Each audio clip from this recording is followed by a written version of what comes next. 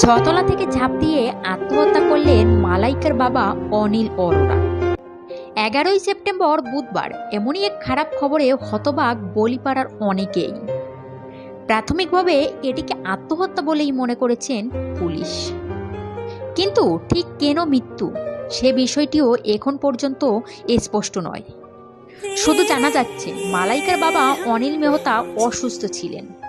মালাইকার বাবা অনিল মেহতা মার্চেন্ট নেভিতে কর্মরত ছিলেন। অনিল মেহতা ছিলেন পাঞ্জাবের ফিরোজপুর জেলার ফাজিলকা শহরের এক বাসিন্দা। সনাতন হিন্দু পরিবারে জন্ম হয়েছিল অনিল মেহতার। তিনি বিয়ে করেছিলেন জয়েস পলিকার অর্থাৎ মালাইকার মা, যিনি আবার ছিলেন মালায়ামি খ্রিস্টান। যদিও পরবর্তী সময়ে অনিল মেহতা ও জয়েস পলিকারের বিবাহ বিচ্ছেদ হয়ে যায়, তাদের সম্পর্ক দাম্পত্য জীবন একদমই সুখের হয়নি। এর আগে মালাইকা 2022 সালে একটি সাক্ষাৎকারে নিজের শৈশব সম্পর্কে মুখ খুলেছিলেন। বলেছিলেন তিনি নিজের জীবনে শুরুর দিকে কিভাবে কঠিন সময়ের মুখোমুখি হয়েছিলেন। মালাইকা বলেন তার যখন 11 বছর বয়স তখন তার বাবা মায়ের বিচ্ছেদ হয়ে যায়। মালাইকার বোন অমৃতা আরোরার বয়স তখন ছিল মাত্র 6 বছর। মালাইকা ও অমৃতা তখন তাদের মায়ের সঙ্গে থানে থেকে চেম্বুরে চলে যান। তবে বাবা মায়ের বিচ্ছেদ তাকে অনেক কিছু শিখিয়েছিল, তাকে জীবনে স্বাধীনভাবে বাঁচতে শিখিয়েছে বলে জানান মালাইকা। যদিও সম্প্রতি সময়ে মালাইকার বাবা মা প্রায় দিনই একসঙ্গেই দেখা যেত।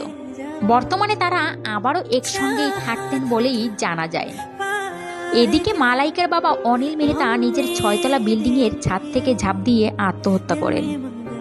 মালাইকার মা পুলিশের কাছে তার জবানবন্দিতে বলেছেন যে অনিল বারান্দায় বসে প্রতিদিন সকালে খবরের কাগজ পড়তেন। তিনি পুলিশকে বলেন যে তাদের বিবাহ বিচ্ছেদ হওয়ার পরেও গত কয়েক বছর ধরে তারা আবারও একসঙ্গে থাকতে শুরু করেছেন। সকালে যখন তিনি তার বসার ঘরে প্রাক্তন স্বামী চটি দেখেন তখন তিনি তাকে বারান্দায় খুঁজতে যান, তবে তিনি তাকে সেখানে খুঁজে পাননি। তখনই বারান্দা থেকে ঝুঁকে তাকিয়ে থাকেন। ঠিক সেই সময় বিল্ডিংয়ের নিরাপত্তারক্ষীরা সাহায্যের জন্য চিৎকার করেছিলেন। জয়েশ পুলিশকে আরও জানান যে অনিল মেহতা অসুস্থতায় ভুগছিলেন না, তার শুধু হাঁটুতেই ব্যথা ছিল।